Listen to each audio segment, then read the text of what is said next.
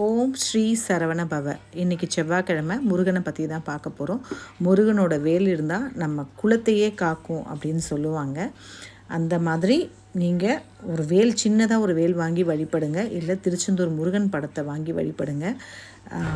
முருகர் பக்தராக நம்ம இருக்கிறோமோ இல்லையோ, முருகர் ஒருத்தரை காப்பாற்றணும்னு முடிவு பண்ணிட்டார்னா எப்பேற்பட்ட ஆபத்து, எப்பேற்பட்ட சூழ்ச்சி, எப்பேற்பட்ட ஊழ்வினை, எப்பேற்பட்ட கூடவே இருந்து குடிப்படிக்கிறவங்க யார்கிட்ட இருந்தும் நம்ம உயிரை காக்கிற அளவு கூட மறைமுகமாக நமக்கு ஒரு சில விஷயங்கள், கெடுதல்கள் நம்ம உறவினர்கள் செய்வாங்க பார்த்தீங்களா.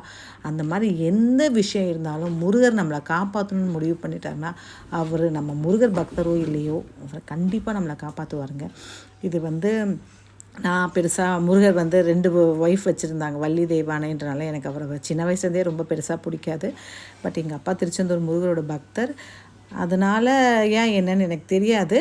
பட் நான் அவரை வழிபடாமலே அவர் எனக்கு நிறைய விஷயத்தில் என்னை ஆபத்துலேருந்து, பேராபத்துலேருந்துலாம் காப்பாற்றியிருக்கிறாரு.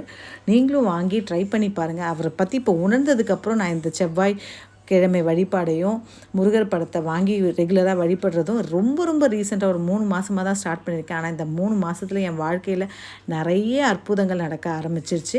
அவர் நடத்தி காட்டுற இன்ஃபேக்ட் இந்த சேனல் அவரோட அருமை பெருமைகளை சொல்லணுன்றதுக்காக தான் மெயினாக நான் ஃபஸ்ட்டு போஸ்ட்டே முருகனோட போஸ்ட்டு தான் போட்டிருப்பேன்.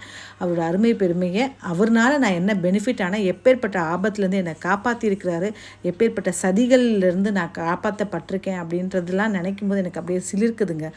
ஸோ நீங்களும் வாங்கி முருகனை ட்ரை பண்ணி பாருங்கள். கண்டிப்பாக அவர் நம்ம குலத்தையே காப்பாற்றுவார்.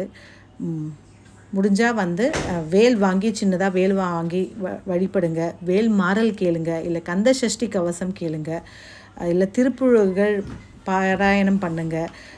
எதுவும் பாராயணம் பண்ண முடியலனாலும் ஆடியோலையாவது கேட்டு வீட்டில் அதை ஒலிக்க செய்யுங்க. எந்த துஷ்ட சக்திகளும் வீட்டுக்கு வராது.